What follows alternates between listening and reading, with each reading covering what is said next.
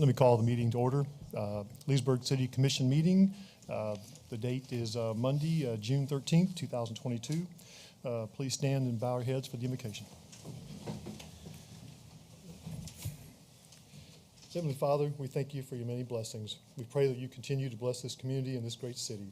Please guide and direct this commission tonight as we work together to make our city better. In your name we pray. Amen. I pledge allegiance to the flag of the United States of America and to the republic for which it stands, one nation, under God, indivisible, with liberty and justice for all.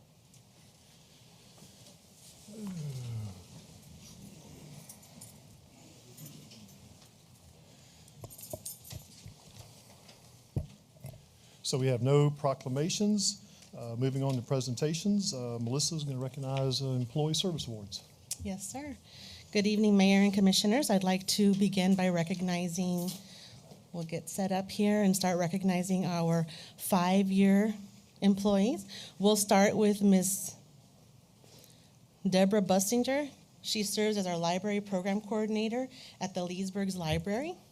Ms. Deb, congratulations.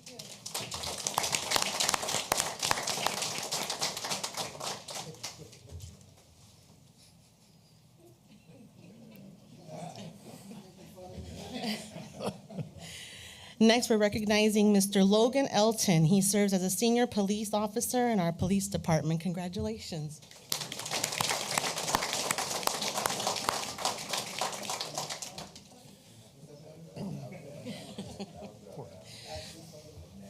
Next, on to our 10-year awards. We'd like to recognize Mr. James Gibson. He serves as a gas service tech in the gas department.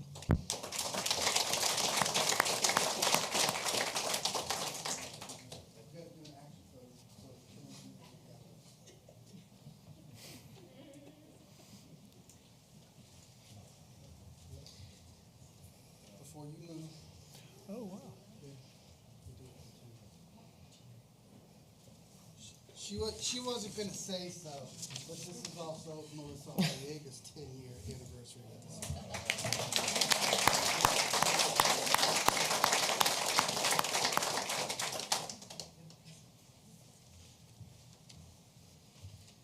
Moving on to our 15-year recognitions, we'd like to recognize Ms. Dawn Barrett. She is our gas compliance specialist in the gas department.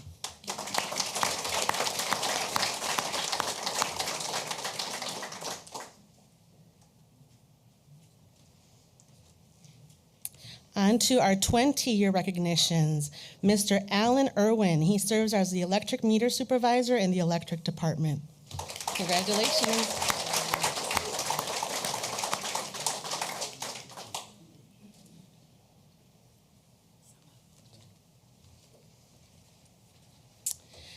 On to a 25-year recognition for Mr. Brian Hepburn. He serves as our utility service tech in the finance department. I didn't even know Brian was 25 years old.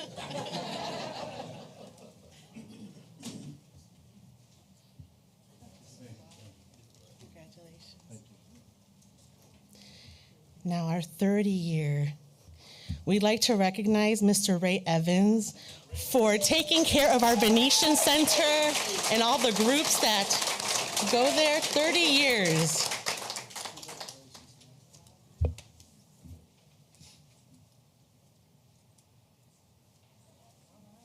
Congratulations. Next, we have Melissa Lopez. She serves as an emergency service dispatcher, has been with the police department for 30 years.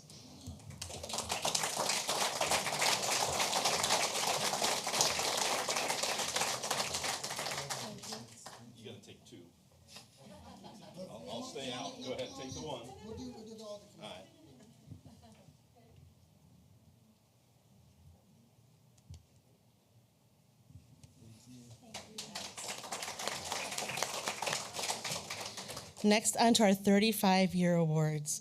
We'd like to recognize Mr. Steve Davis. He's our electric service planning supervisor. Been with the city since '87. Congratulations.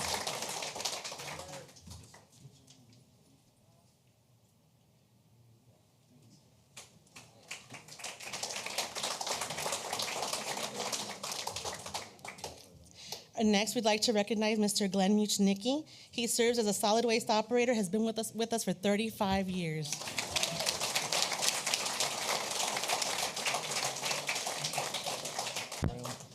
That's it. Thank you very much. Congratulations to all. Wow, yeah. Yeah, no, congratulations to all. Very impressive. Thank you. Moving on to public comments. This section is reserved for members of the public to bring up matters of concern or opportunities for praise. Issues brought up will not be discussed in detail at this meeting. Issues will either be referred to the proper staff or will be scheduled for consideration at a future City Commission meeting. Comments are limited to 3 minutes. Hi, I'm Caroline Van Dyken. I'm here. Just need your address. 120 Palmore Boulevard. Here to recognize the City of Leesburg for allowing us to use the soccer fields. If Chris and Sidge could come up, and then Scott, if you could bring the plaque. We just want to present a plaque of our appreciation. Sidge, why don't you tell them who you are? And what... My name is Sid Tanner. I got a gold medal for soccer in state games. I'm so proud of Chris. So I say thank you for our soccer field, our city. But I promise I'll be glad every day. I got a gold medal for the state. I made goals, and I'm so happy I am. Thank you so much. No, thank you. Thank you. Hi, I'm Christian Dale. I'm thankful for all sports and also give us the opportunity for everybody to come. And so I thank you that everything we do, and thankful that we have something out and some of the stuff we do. And thank you for letting us use your thank you for letting us use your field.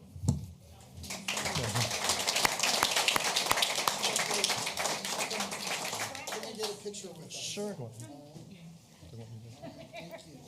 Thank you. I just want to say thank you so much. Travis has been a big help. It's sometimes can be a lot of tedious paperwork going back and forth between the Special Olympics and to allow us to be able to use the field. So.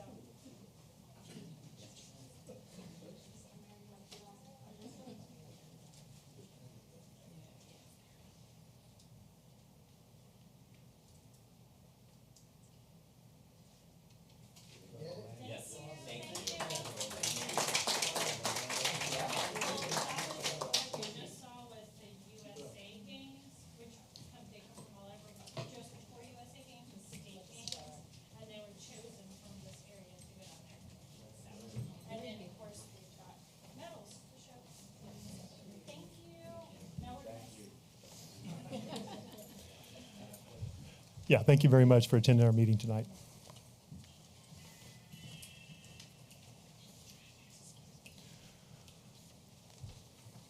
Moving on to the consent agenda. Oh, I'm sorry. I looked down. I know I'm short. I'm sorry. My name is Consuelo Ibe, and we are over at 600 Market Street here in Leesburg. I'm just coming forward just to see if, I know we are in the incubator, but I would like to see if the city commissioner could at least give us notification if there's any changes, like change of keys to the office, if there's anything like that. Just safe business practices would be all we ask for, just notification via our lease there. I think. I'll follow up with you tomorrow. Okay, thank you. Yeah. All right, Okay. have a Yeah, good day. Thank you. Any other public comments? If none, we'll move on to consent agenda. Routine items are placed on the consent agenda to expedite the meeting. If the commission staff wish to discuss any item, the procedure is as follows. Pull the items from the consent agenda, vote on remaining items with one roll call, and discuss each pulled item and vote by roll call. Are there any items the commission would like to pull? B6. B6. Any other items? Nothing else. Motion to approve the remaining items?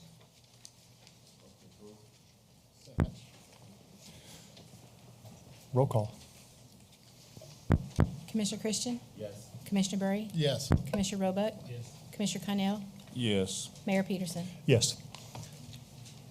Will someone please introduce 5BC? Look, 5B6, excuse me.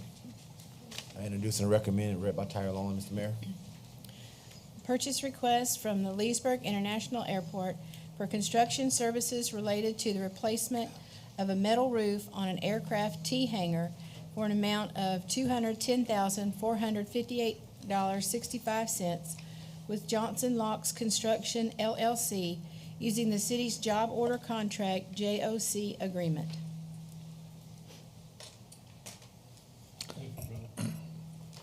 Second. Comments from the commission? Yeah, I do have a couple, and I have spoke to Al about this afternoon. It's an awful large number to really only have one bid.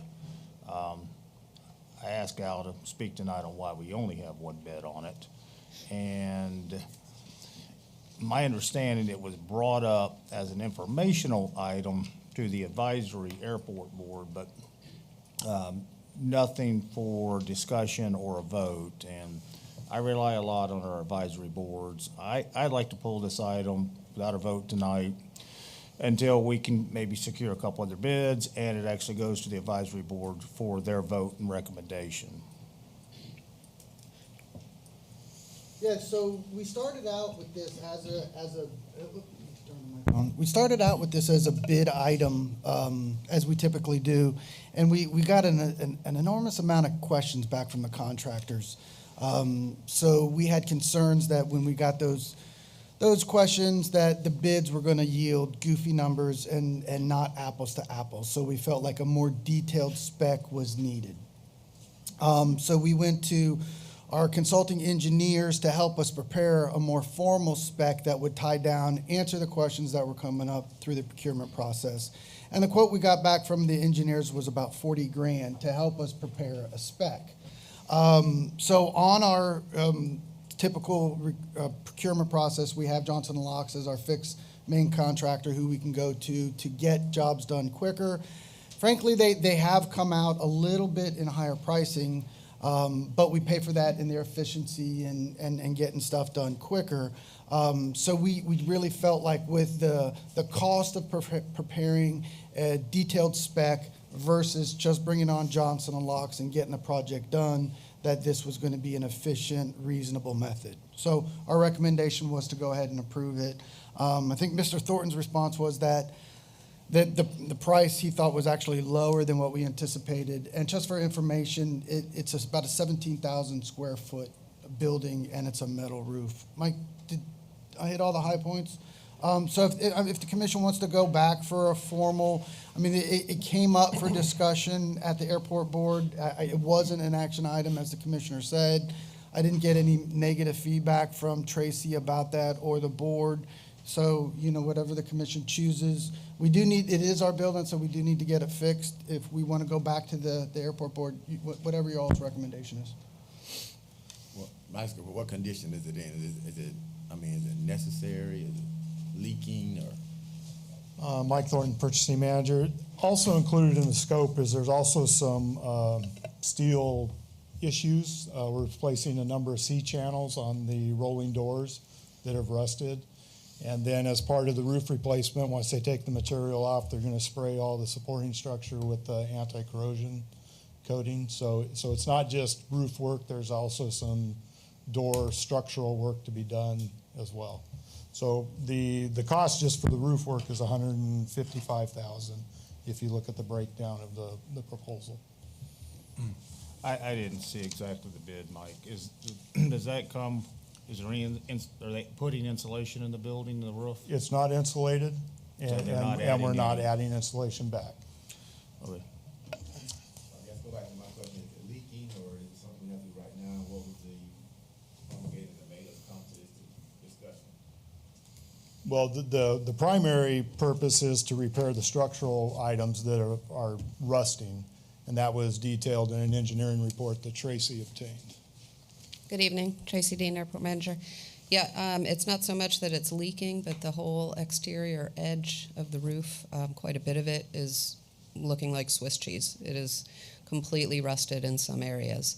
So the debris of the rust falling on aircraft is worse than just a leaky roof. How old is this building? It was built in the early to mid 80s. Okay. Any other comments? Was there any objection from the airport board to this? Basically, they just inquired about other bids, and I informed them that the bid that was competitively out on the street was canceled prior to the date Got it. that the bids were due, so we did not have a comparison. As far as an action item, this was in the approved budget at 150, so they had previously reviewed the budget.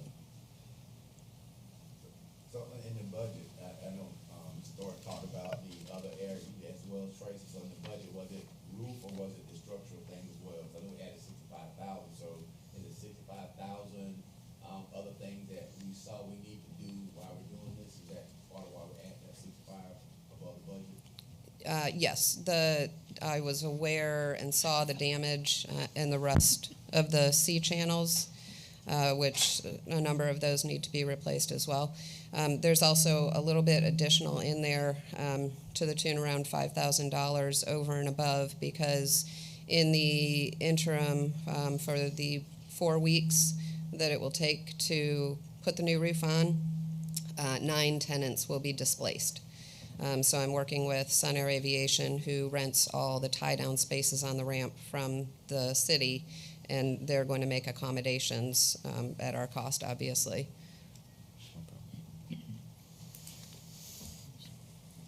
And also keep in mind that the budget was done 2 years ago.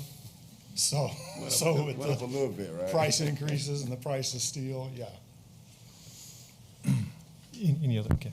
I mean, because I certainly, always like to see more bids, but I worry a little bit about getting anyone to respond, period, right now to that. I mean, my experience has been that on this commercial stuff, getting people to respond is becoming a bit difficult. So I don't really have a strong preference one way or another, but other than the fact that we need to fix it. Obviously, if we damage an aircraft, that could get very expensive very, very, very quickly. I guess if we started all over and went out to bid, like what's the timeline on that? Like how far was that going to just put us back? And do we have an idea of when Johnson Locks can start if we go forward with this one? Well, the reason that it's on this evening is so that they could at least have an opportunity to procure the materials. I'm working with the city attorney to kind of get some advice on just how much notice I need to give tenants. So there's going to be some coordination of getting aircraft out, especially if the 9 tenants aren't all here in Florida currently. So that's an unanswered question, mostly. Okay. The short answer is however long the job's going to be, and then the procurement process. You're probably looking 6 to 8 weeks. Mike will need probably 30 days to get a fair bid out. We'll probably need 30 days to get the bid out. We'll probably need a couple of weeks, maybe 3 weeks to get the spec put together, and then whatever time lag we have from when that returns to, whether you want to go back to the AP board and then come back to us. So it probably is, I'm talking myself into more than 8 weeks, probably 8 to 12. I mean, I prefer to see more bids, but I think the savings of $40,000 on engineering fees combined with a little bit of urgency, and I can support it. Any other comments? I agree with Mike. The $40,000 that it will cost us to do the job, if we can do it for 210, I think that's probably a smart thing. 40,000 seems outrageous to me to put some specs together for some C channels and a re-roof. I think maybe we should look for some additional bids on somebody else that can write the spec book, because that seems outrageous to me. That kind of money to put a spec book together for a re-roof and to fix a few beams. If anything, I'd like to see us get some other estimates on somebody else putting a spec book together, and then putting it out for bid.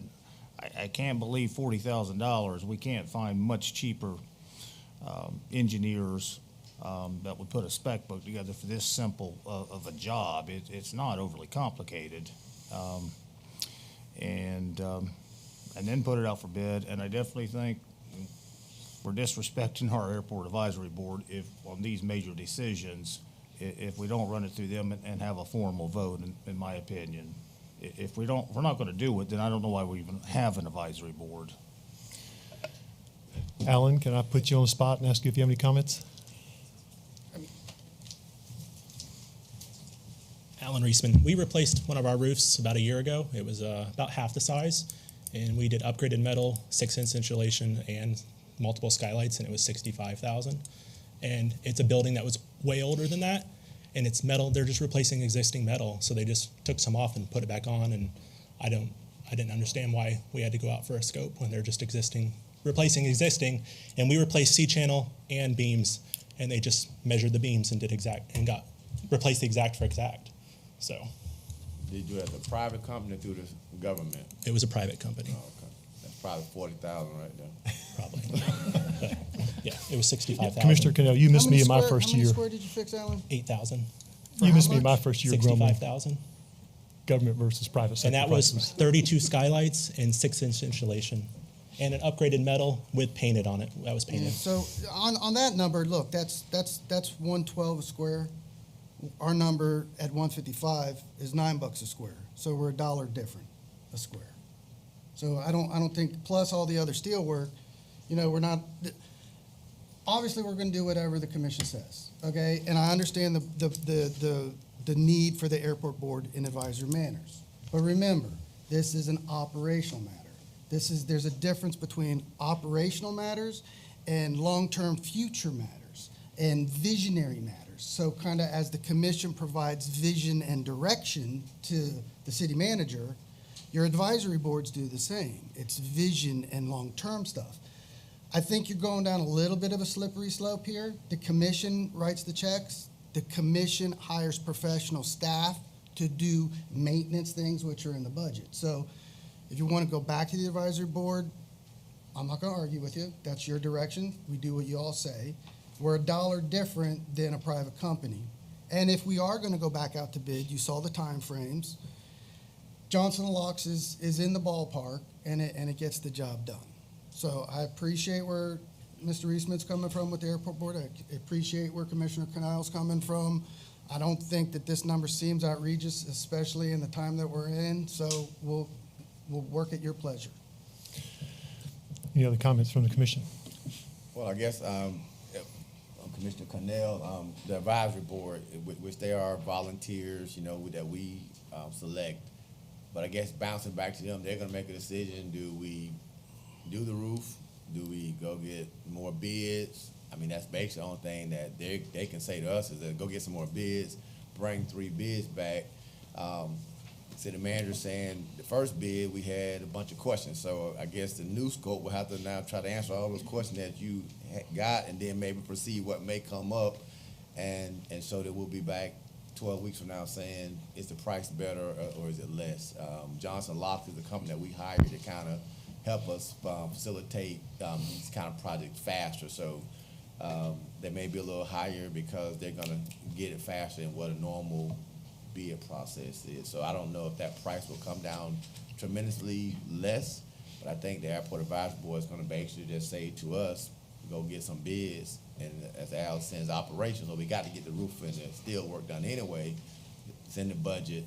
So I don't see the option they would give us other than to say, go get 3 bids and then we vote on the bids we get. Hopefully that they'll be less than the money we have now. So.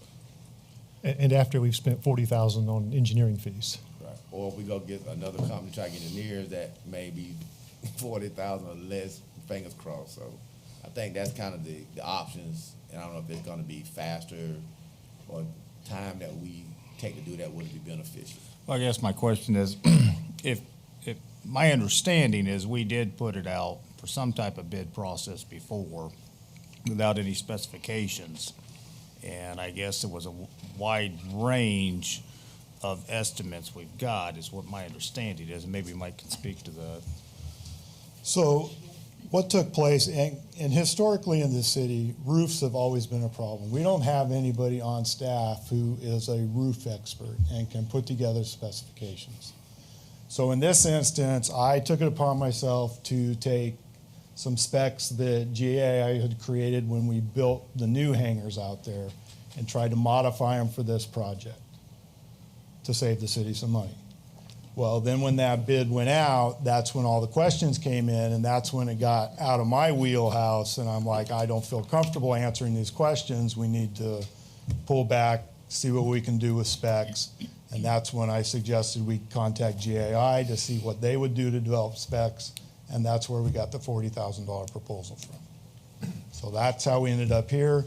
So the other option is the job order contract method, which that's what this contract is good for, is so the ski beach bathroom, for instance. When that was burned, we were able to call them in. They were able to inspect the project and say, here's exactly what we need to do. And they went and gave us a proposal, and we moved forward with it. It's kind of where we're at right now, is we don't have the means to develop a solid specification or scope of work, and that's where they come in. They come in and inspect the job and provide the proposal based on what they believe needs to be done. So that's where we're at right now. And that's where this is, I think, as a commissioner, it's very frustrating, because I think, what Firehawk did, or what I would do, probably what Commissioner Cannell would do, is we'd hire a roofing company, and we'd let them basically write the spec themselves, because any roofing company can go up there and look and say, this is what needs to be replaced, and replace it. But as a city, we can't hire a roofing company to write a spec that we put out to bid to other roofing companies, I guess, is basically where we're at. So we get stuck in these situations where we have to overpay, because we can either pay an engineer some ridiculous amount to write it, or we can, go to job contract. So, I think for me, as much as I hate it, I was very skeptical of Johnson Locks when we first hired them, but they have done good work so far. I think everything that, I think they did a good job at Pat Thomas and with the restrooms. So, I don't see a way around just doing this and getting the money spent. Any other comments from the commission?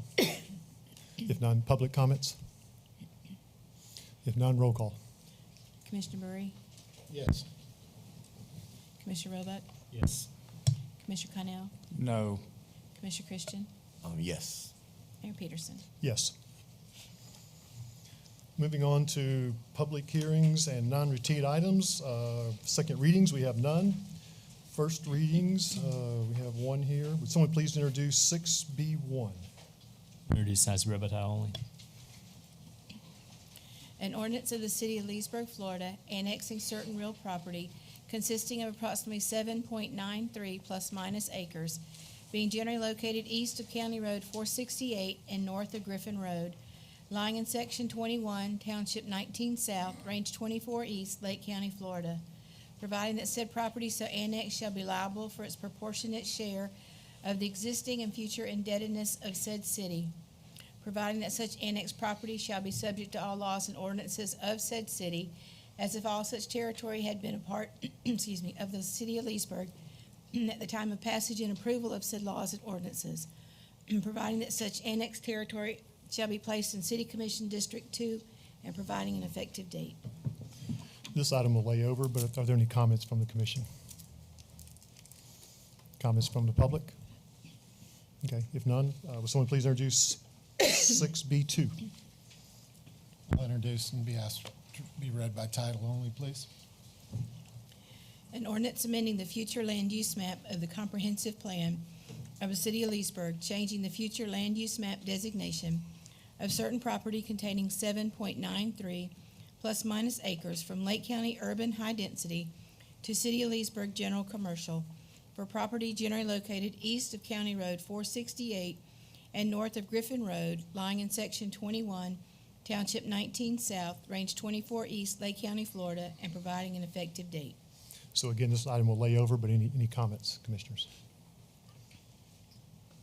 Any comments from the public? Someone please introduce 6B3. It has to be read by title only. An ordinance of the City of Leesburg, Florida, changing the zoning on approximately 7.93 plus minus acres from Lake County R7 Mixed Residential District and Lake County CP Planned Commercial District to City of Leesburg SPUD Small Planned Unit Development to allow for mixed-use development for property generally located east of County Road 468 and north of Griffin Road as legally described in Section 21, Township 19 South, Range 24 East, Lake County, Florida, and providing an effective date. So this item is a layover as well, but any comments? Yes. For probably Dan or Al, first, you know, I hate the ice machine at the front of 468 and Griffin Road. I think that's probably it's going to become an eyesore. They aren't maintained. We just approved one on 14th Street. We got one on 27th. So we're going to have a city full of unmaintained ice machines right on the main thoroughfare in the redevelopment area of our city, which I personally strongly disagree. Also on the land use, this is one I haven't seen us do before. On number 10, we have permitted uses. Number 10 says additional uses may be permitted by written request to the planning and zoning director. Such request shall indicate how the intensity of traffic and use are consistent of permitted uses shown herein and will remain in condition of this SPUD. So my concern is we're voting as a commission, and we basically give you the planning and zoning director, nothing against you, Dan, but our right. So if someone writes you a letter, they want to do a strip club right around this property, the city commission has no say-so because we basically gave you our rights. Prohibited uses, I don't see the thrift stores, Mr. Roebuck, and I don't see the liquor stores as prohibited uses. And of course, accessory uses, I'm totally against number one, ice machines. I think those are not something that I would like to see on the front of 468 and Griffin Road. I think the buffering should be better. I think the landscaping should be something that we should be proud of. Coming down one of our major thoroughfares of 468 and Griffin Road. We're going to have storage units, but I think we need to make sure that we make it look nice and presentable with the development that's coming on 468. So totally against number 10. I don't know if we're going to start using these in all our PUDs where basically say that somebody can write a letter to the P&Z director and they can put other uses on a property. So I'm kind of concerned about that. I haven't seen that one in our SPUDs lately. Yes, sir. Thank you. Dan Miller, Planning and Zoning. This one's been in almost all the PUDs for a while. And what we're trying to say here is if the applicant will show us the intensity, traffic, and use are consistent with the permitted uses, in other words, very consistent, then we would consider it. If you want to take it out, we'll take it out. Not a problem. But in terms of like the strip club or something, no, that's not. So you won't get me who would doing determine that's not consistent? That'd be you determine it? That's the way it's written but it has to meet the criteria of the intensity, the traffic, and the uses. So give me an example. Sure. If we forget some type of retail use, we have general retail uses in here. And we did put daycare in here, but if daycare wasn't in here, that's the kind of thing where that would be similar to the other uses and supportive of the uses for the employees. And this is my concern. Commissions change, thought processes change. Understood. For instance, I'm not in favor of the gaming. So if I'm on the commission, I'm voting no if you have gaming where people say just for recreation, but we all know they end up being illegal. So someone comes to you and say, hey, I want to put a gaming site here on this site. Maybe it'd be a different planning and zoning manager who likes to gamble, and they say, great. It meets the intensity, it meets the traffic, and so the community's not aware of it, the city council's not aware of it, and next thing we know, we have a gaming site on this particular property because it met the traffic and the intensity.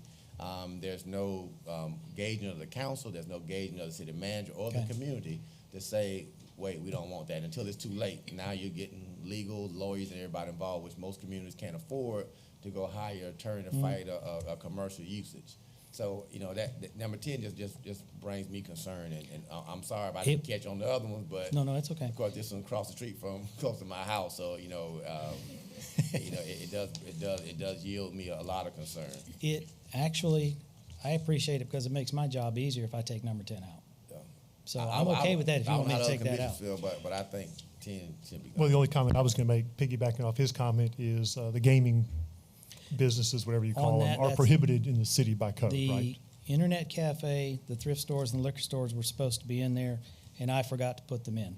And normally I have them in there, Man, so they that's catch my it, error. man, I see. But I mean, I'm saying That's just they're my prohibited. error. So now, But- as the mayor said, are the internet cafes prohibited in the Oh. city? They are technically allowed under very strict criteria. And this was done, I think, in 2014 in an ordinance that allowed them under specific conditions, under specific locations, had to be 1,500 feet away from daycare, schools, all kinds of uses, churches, things like that. $50,000 bond, bulletproof glass, security guard, safe, locking safe. It goes on and on and on. Because I'm not sure that legally we can totally prohibit them, but if we create an allowance, and it comes down to about 3 spots. I've got some maps in my office. It comes down to about 3 spots in the city. And if you were to go to those spots, you wouldn't want to put one there anyway. You'd have to put $100,000 in. It has to be a freestanding building, all these types of requirements. So while they're not technically outlawed, they are very difficult to achieve. And this is not a spot you could put one in anyway. But it is my intent to have the liquor stores, internet cafes, and thrift stores, and that's just an oversight on my part on that B under prohibited uses. That should have been in there. Okay. So you can add it by the next reading? Absolutely. If you want it, we'll do it. I'd be happy to take number 10 out, though, because from my standpoint, it makes my job easier, so I don't have to worry about that. Anybody opposed to it? Yeah, that's fine. Thank you. So we're gonna deal with the ice machines next meeting? The ice machines as well. Yes, sir. Thanks. Dan, while you're there, just a question. Yes, sir. What they're proposing is a 6,000 square foot commercial center, it said, 15,000 office with storage, and then a 3,000 mini warehouse. So is the 6,000 commercial center, that just means one type of business in that building? Not Or- necessarily. So what's the difference between 6,000 feet over here and 15,000 over here if it's office with storage? The commercial center would be where the retail is permitted under the 6,000 square feet. The 15,000 square feet, and if you look on page 13, I believe it is, under the PUD, it gives a site plan. The 6,000 square feet commercial center could be the retail businesses, and then office is the 15,000 with attached storage. That could be specifically office uses, is not necessarily retail. Now, if you want to mix and match that, that doesn't create a problem for staff. And then the boat storage is behind there. You have a 20-foot landscape buffer next to the residential to the north, plus a fence. We can make changes to that, Commissioner, if you would like. I think it's good. I just don't like the ice machine. Everything else looks Okay. wonderful, except the ice machine. Right.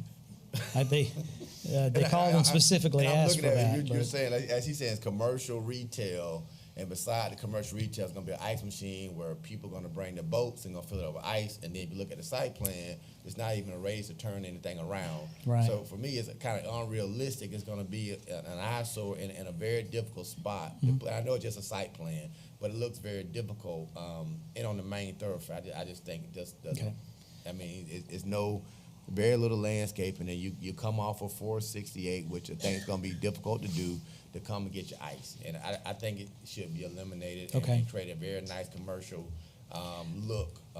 I think it'll make the whole property look better. I'm sure somebody said I can rent it for $1,000 a month for ice, but I just think it's a better look without the ice machine. That's fine, yes, sir. Not a problem. You know I was going to say that anyway, that's why you brought it up. Yeah, I thought we dressed up the last one enough to make you happy, John, the one on 27. They never built it. Oh, okay. I have like where it says the offices with attached storage, is that? That could be something like what's down here on Main Street, where you have the office in front, Leesburg warehouses down there on Main and 468, where you have the offices in front and the warehouse in the back. Creates jobs. Okay, so it would be like basically rental storage units, probably. Yes, and potentially. if you would like for Or warehouse shops. if you would like yes. for it to be mixed with the retail and the office, I can do No, whatever I'm you okay like. with it. I just want to make sure I understood. Right, No, but it's the fine. point was job creation. Well, something good on that site. I mean, it's a difficult site, so It is. I think it's something good Okay, is what we should be looking for. we'll take care of it. Thank you. No, I'm good. If, any other comments? No. If not, any public comments? Okay. Moving on to non-routine items.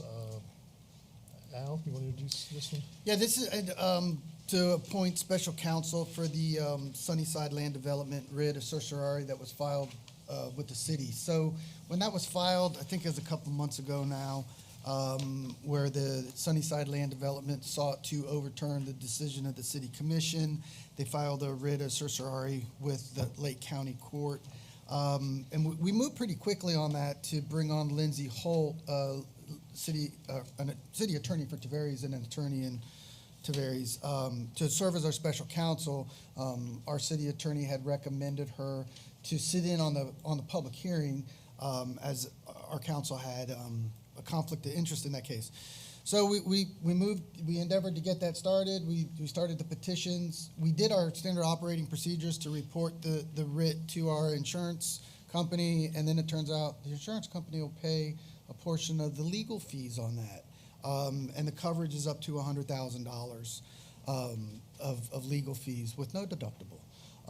So I discussed the matter with Grant, and I also discussed the matter with Lindsay. And Ms. Holt was extremely gracious and understood the financial situation.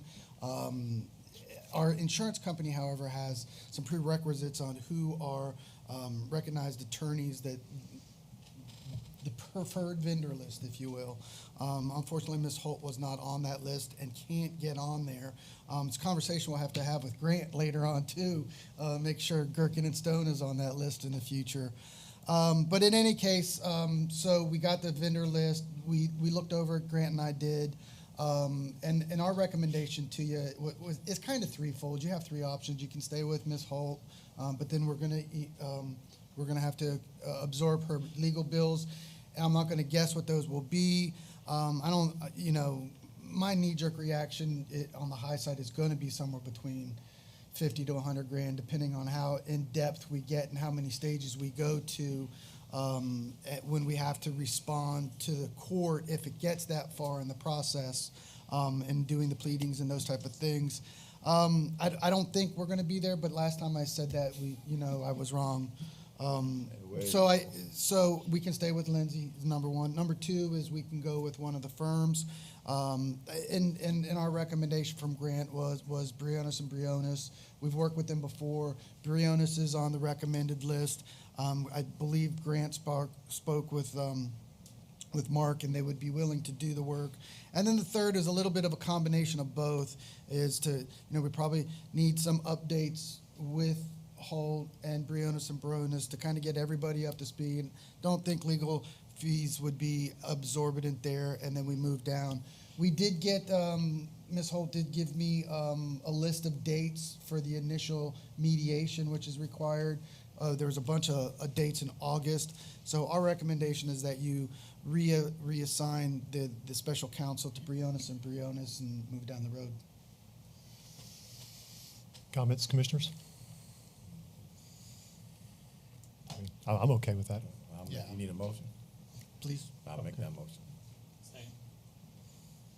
Any other comments from the commission? Comments from the public? Roll call. Well, the motion is to Briones and Briones. Okay. For special counsel for the writ. Okay, roll call. Commissioner Connell? Yes. Commissioner Roebuck? Yes. Commissioner Burry? Yes. Commissioner Christian? Yes. Mayor Peterson? Yes. Moving on to informational reports, we have none. City attorney items. None this evening. Okay. Pleasure to be with you. Okay, thank you, Scott. City manager items. I wanted to just get some direction from the commission on this issue. Back when we had the American Recovery monies and we made some allocations, one of those allocations was $100,000 to qualifying civic organizations. We said, I believe the timeline was mid-April, so my apologies for getting back to you this late. We only received about 10 civic organizations in funding. I'm going to say one of those was not in the city limits and 2 aren't qualified. So really there's about 7 groups that would be qualified for the monies.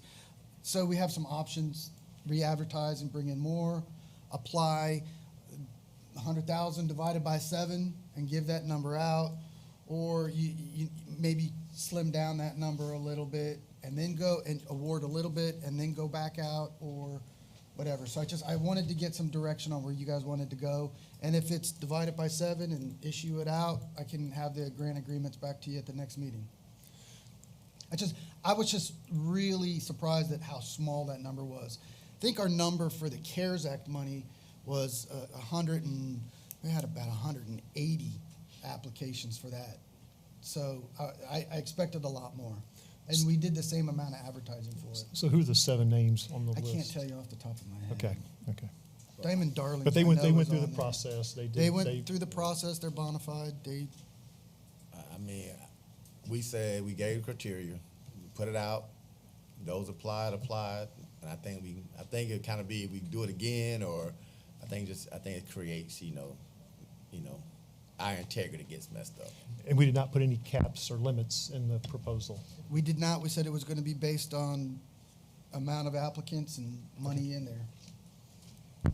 I mean, if it was just me, I'd cut the amount in half based on the number of applicants, and then take the other $50,000 and roll into our capital projects that we've got more than we're going to spend. But that would just be me. Because I don't think anyone anticipated the idea that the grants were going to be that big. Well, what about we do 70,000, just give about 10,000 and keep the other 30? Fine. And that was okay. And I give a little bit towards the other You got projects. 30,000 to do something with. Yeah. Al will figure it out. Okay.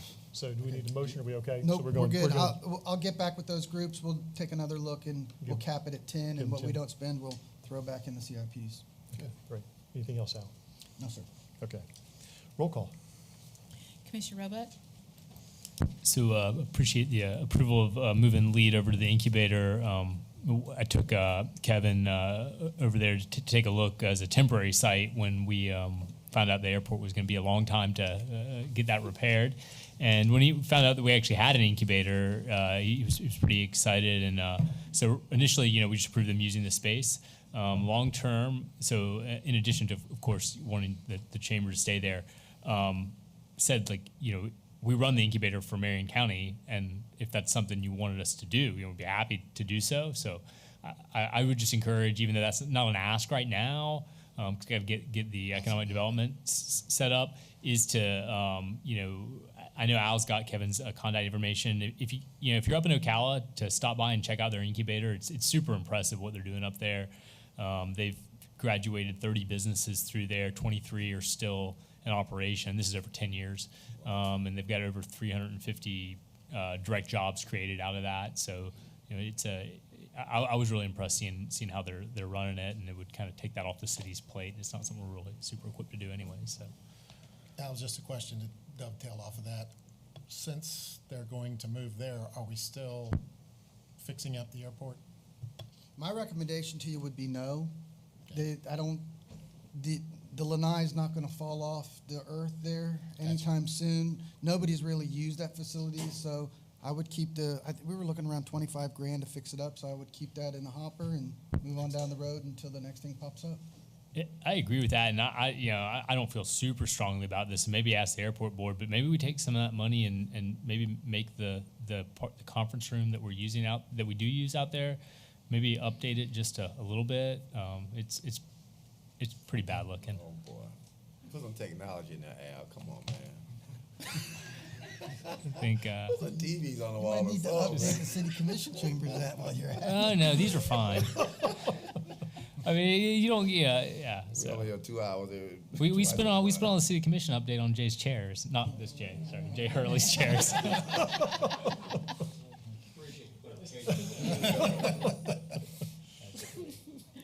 Commissioner Connell? Nothing tonight. Commissioner Christian? Nothing tonight. Commissioner Berry? Yeah, I got a few things. Number one, my airport board designee, Tweet Coleman, had to resign. She took a position that was going to be competing with the same meeting times. So, and I am recommending Joel Hargis. Joel has been involved with the experimental aircraft thing. He has a plane out at the airport, so he wants to do it, so that's always a positive thing. Secondary, my art advisory board person is Simone Richardson from downtown. She has the Arts with a Purpose. She does mental health kind of art stuff, so Maria was happy with that, so that's a good thing to have involved. And then the third thing, a couple of months ago, I'm not sure the exact date, we talked a little bit about Susan Street and the project, and I just was wondering if we had any update, Al, what's going on? Okay, so I am going to be coming to the commission on the 27th. As you know, staff has been in the heat of budget presentations now since March. And I think it's important that we, especially this year, we kind of revisit our CIPs and where we want to spend our capital monies. Our biggest issue with the capital monies is the American Recovery Act money. I know back in October we had put together a resolution where we were going to spend it. The bulk of that money was going to go to the Turnpike wastewater treatment facility, about $6.3 million. The Biden administration has slowly kind of modified where you can spend these funds as the money has been out there.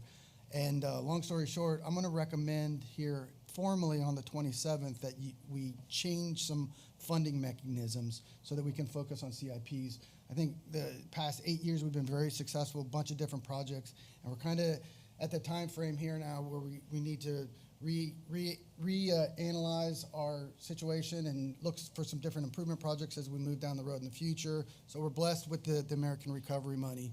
And the first thing is, with us bonding out the sewer plant, it's going to turn out that we probably won't be able to use the recovery monies for that project because it's bonded. And secondly, the note looks like we're going to be able to squeeze it into and afford it with our existing revenues and the revenues that are coming in from the growth of the wastewater flow, specifically that associated with the villages. So I think we're going to be covered there. That's really then going to allow us to take that recovery money and add it to projects that we think are going to be most important to the city. So ahead of the budget process, I want to review these suggestions with you. I think I've talked with all of you offline about where some of those recommendations are going to go. Susan Street, Sleepy Hollow, changing that makeup to where Susan Street becomes a football, baseball, or football, lacrosse, soccer complex, and Sleepy Hollow becomes a baseball, softball complex. We still need to tackle the Market Street concept. We've got some marina issues, and I'm also going to want to revisit with you, which is a pretty multi-layered topic of beach volleyball again. I'm in the middle putting together that presentation.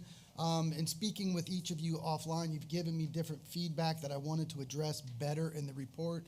The biggest thing is getting you some economic impact numbers so that when we take these monies and we do the things that we've said, you can see that we're not just investing in capital improvements, but also helping part of that number 8 of our goal, or it was number 5, I think, of our goal session, where living up to our namesake, being the lakefront city and investing in our sports and recreation and tourism. So I want to get those numbers to you, Commissioner, and I will have that report for your all's direction on the 27th. Excellent. Thank you. Mayor Peterson? Just one or two quick things. Last week was a good week for Leesburg. Remind everybody we had the ribbon cutting for Boys and Girls Club, which I've had a lot of good feedback, comments on that. That's great for our city. And then we had the ceremony recognition of Virgil Hawkins and his contribution to our community, and a plaque installed downtown. So 2 nice events last week that speak highly of our city. That's all I have. Meeting adjourned.